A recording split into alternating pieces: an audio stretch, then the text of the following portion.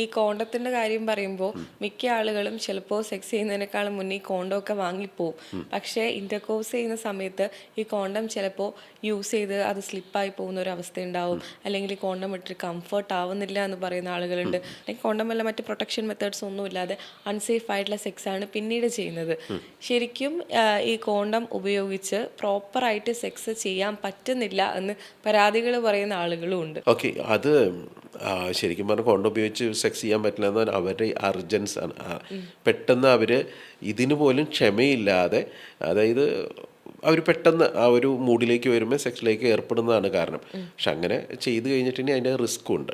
നിങ്ങളിപ്പോൾ pregnancy ആഗ്രഹിക്കുന്നില്ലെന്നുണ്ടെങ്കിൽ pregnant ആവാനുള്ള high ചാൻസും ഉണ്ട്. രണ്ടാമത്, നമുക്ക് ഒരു മൾട്ടിപ്പിൾ പാർട്ട്ണർ അല്ലെങ്കിൽ ഒരു അൺനോൺ പേഴ്സണായിട്ടാണ് സെക്സ് ചെയ്യണമെന്നുണ്ടെങ്കിൽ കോണ്ടം ഉപയോഗിച്ചില്ലെങ്കിൽ നമുക്ക് വളരെ റിസ്ക്കാണ്. പ്രത്യേകിച്ചും ഈ സെക്ഷലി ട്രാൻസ്മിറ്റഡ് ഡിസീസും അത് വരാനുള്ള ചാൻസ് വളരെ കൂടുതലാണ്. അതുമാത്രമല്ല HPV, ഹ്യൂമൻ പാപ്പിലോമ വൈറസ് പോലത്തെ സാധനങ്ങളൊക്കെ വരാനും വളരെ ഹൈ റിസ്ക്കാണ്. ഈവൻ കോണ്ടം വരെ 100% സേഫ് അല്ല.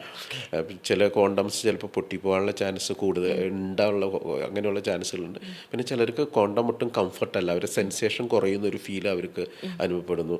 അപ്പോൾ നാച്ചുറലായിട്ട് ഫീൽ ചെയ്യുന്നില്ല എന്നുള്ളത്, അതുകൊണ്ട് കോണ്ടം യൂസ് ചെയ്യുന്നുണ്ട്. എന്നാലും പൊതുവേ കോണ്ടം സേഫാണ്, പക്ഷേ 100% സേഫ് അല്ല.